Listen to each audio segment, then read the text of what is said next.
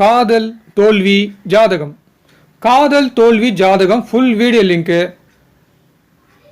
இந்த வீடியோ கீழே டிஸ்கிரிப்ஷன் பாக்ஸில் கொடுத்துள்ளேன்.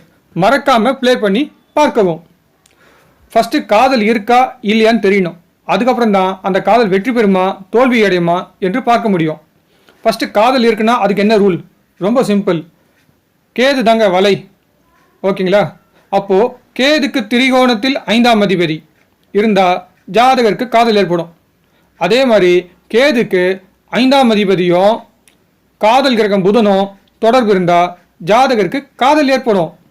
ஓகேங்களா? அப்போது விதிவிலக்குன்னு ஒன்று இருக்கணுமே, அதையும் சேர்த்து சொல்கிறேன். கேதுவுடன் 5ஆம் அதிபதி சேர்ந்துருந்தால் காதல் ஏற்படும் சொல்லிட்டேன். இப்போது கேதுவுடன் 5ஆம் அதிபதி இருக்குன்னு வச்சுப்போம்.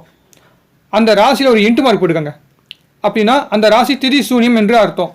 அப்படி இருந்ததுன்னா இந்த ஜாதகருக்கு காதல் ஏற்படாது என்று சொல்லிடலாம். ஓகேங்களா?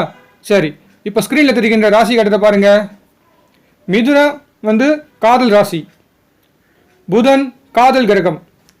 மிதுனத்தில் லக்னாதிபதியும், அதாவது மிதுனத்தில் லக்னாதிபதி புதனோ ராகுவோ ராகு சாரத்தில் இருப்பதால் அதற்கு திரிகோணத்தில் 5, 6 அதிபதி சனி குடும்பஸ்தானத்தில் இருந்து ராகு சாரத்தில் இருப்பதால் அதற்கு திரிகோணத்தில் சந்திரனோ மாந்தியும் 7ஆம் அதிபதியின் சாரத்தில் இருப்பதால் ஜாதகருக்கு திருமணத்துக்கு முன்பு வேறு ஒரு பெண்ணுடன் காதல் ஏற்படும்.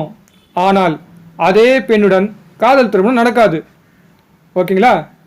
நெக்ஸ்ட் ஸ்க்ரீனில் தெரிகின்ற ராசி கட்டத்தை பாருங்க. லக்னாதிபதி நிற்பது காதல் ராசி, அது 6ஆம் பாவம் நிற்கும் சாரம் ராகு சாரம்.